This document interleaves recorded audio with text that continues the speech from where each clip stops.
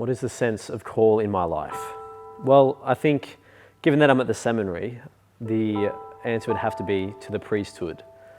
It's something that began, years ago, probably very soon after high school, and it's something that kind of was just gnawing at me in the back of my mind. It was something that I couldn't shake.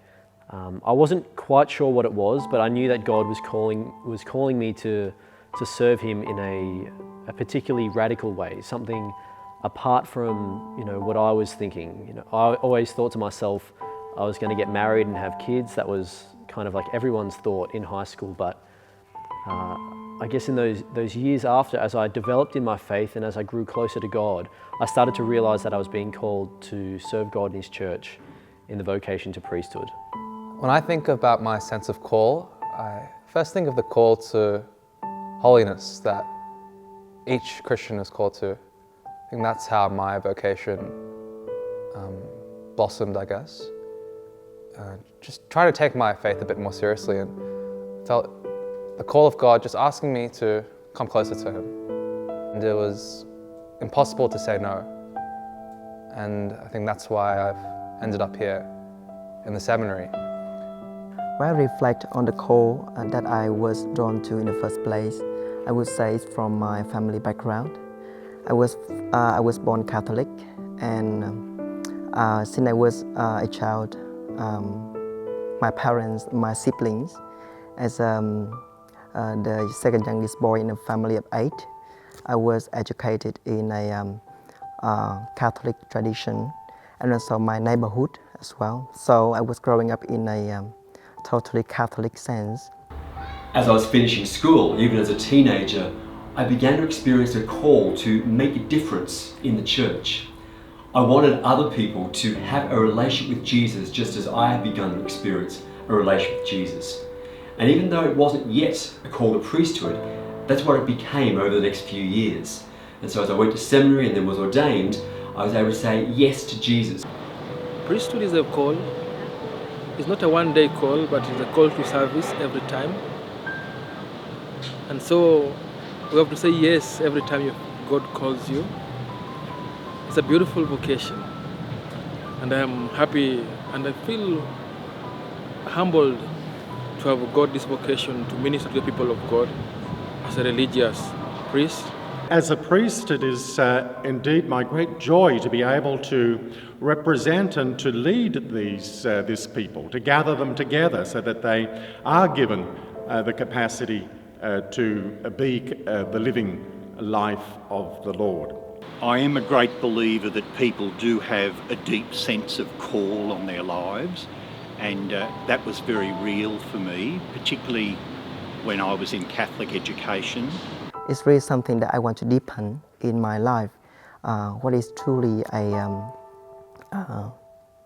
call to follow Jesus. And I would say again, family and friends are those two aspects that affect and nurture my call to priesthood. And as a priest, I just want to share that message to the people of God, to know that whether you are religious or not religious, married, single, or a priest, at the end of the day, we are all called to serve each other and to love one another, as Jesus, our Master, invited us to do. I was very struck by a line given by the Benedictine Cardinal Basil Hume once. He was asked by a reporter, "When were you called by God?" And his answer was, "This morning." And I think that tells us something very important, that every day we say yes again to the Lord.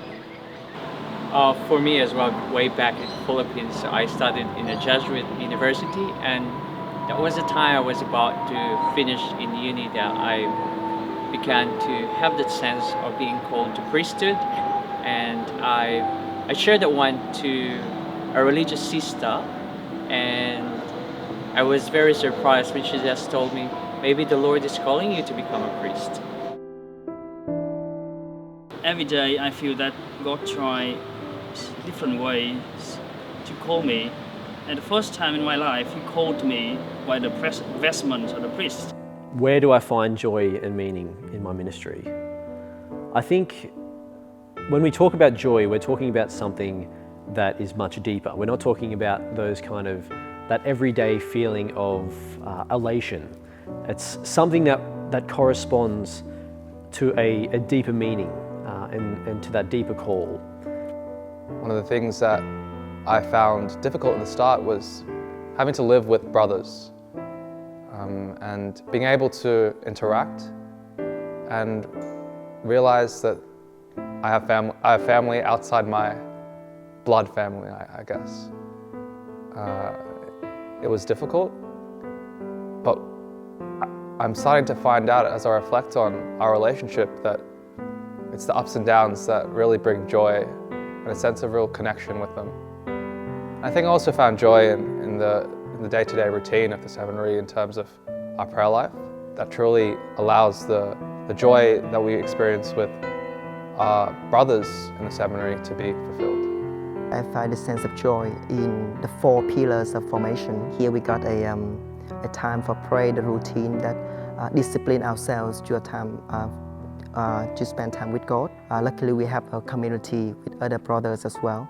So we learn about ourselves with others through the interaction with others. It's a challenge, but it's also an opportunity for me to learn, to interact, to visualize about our priestly ministry in the future. I really find joy in 2 things in my journey as a seminarian. Firstly, it's with the people. I really find great joy in meeting so many wonderful people. I feel so encouraged by them. They often pray for me. They're very happy to hear that I'm a seminarian. And it's amazing to me that my vocation can be an encouragement to them. My great joy in ministry is to lead people in prayer. This is what I love doing as a priest. It's what gives me joy and consolation to continue. When I was a child, when my dad took me the first time to church, I immediately felt that I would want to become a priest. I think in life I've come to realize that what gives meaning to life is not what I have, but who I am. And who I am is how I relate with God and with each other. And in priesthood it makes me realize this potentiality I have. And so I see my priesthood very much in terms of the community itself. My priesthood is such as to enable the community to exercise its own priestly character. And so I see myself in the community in the hope that the community itself sees its own identity in me. This year I did my 6 months parish placement at Epping and Carlingford Parish. I think that's where confirmation of that joy that I really felt, and from the people that I work with and who taught me well about the faith.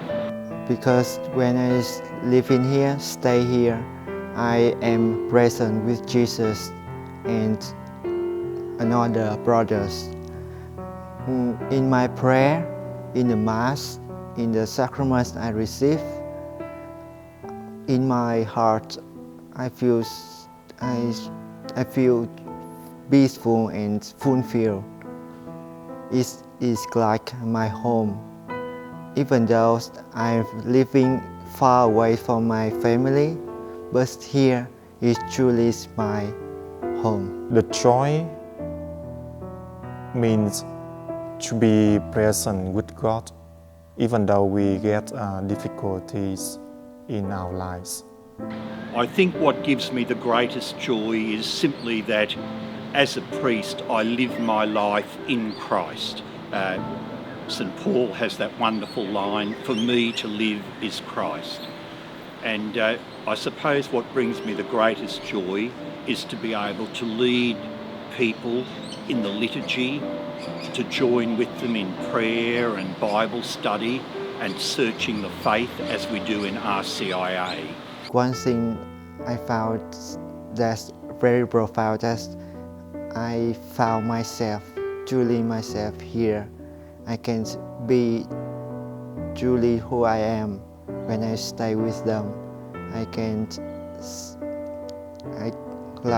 be present with them as I am here, living with them, and I like I said, that brings me peaceful, and I found joy inside that's peaceful.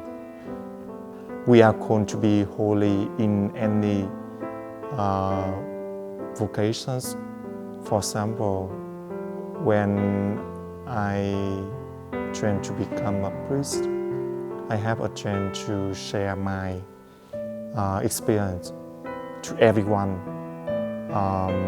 those who are around me, such as my parents, my people in my home parish in Vietnam and in Calenfort and Epping.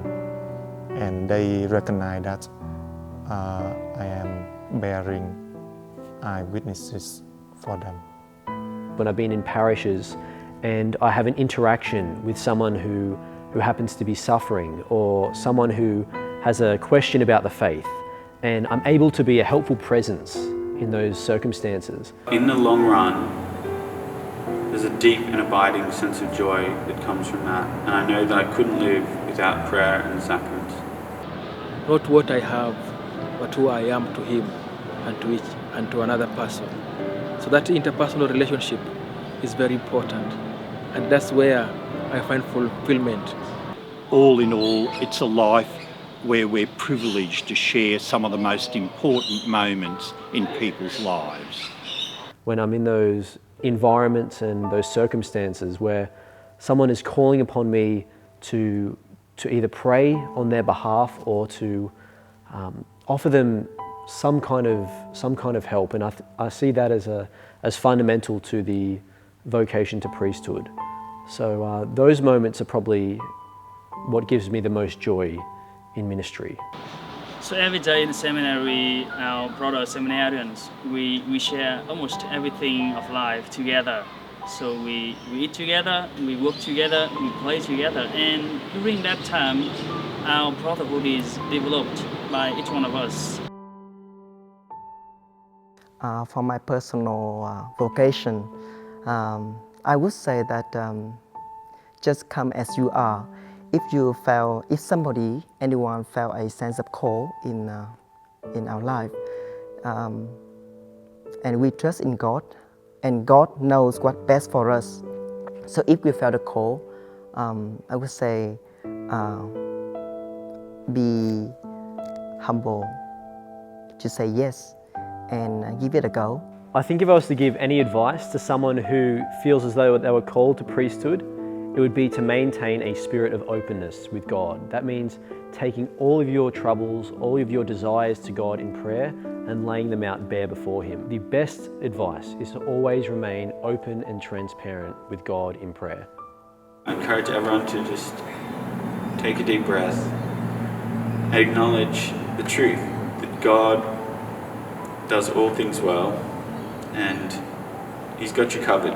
I'd say to any man out there, if you feel God is calling you to the priesthood or to the diaconate, listen carefully, have the courage to respond, and there are many of us within the life of our diocese who would like to support you to discern your call. If you're discerning a vocation, I think it's important to realize that you're not alone. It can be difficult sometimes to sort through your prayer, your thoughts by yourself. And I found it very beneficial to have an outside party, someone who was wise, someone who understood, and someone who had been through it before. So I found speaking to a priest really helpful to be able to gain some clarity regarding what was going on, what the sense of call was really about. And so that would be my advice. To realize you're not alone and don't be afraid.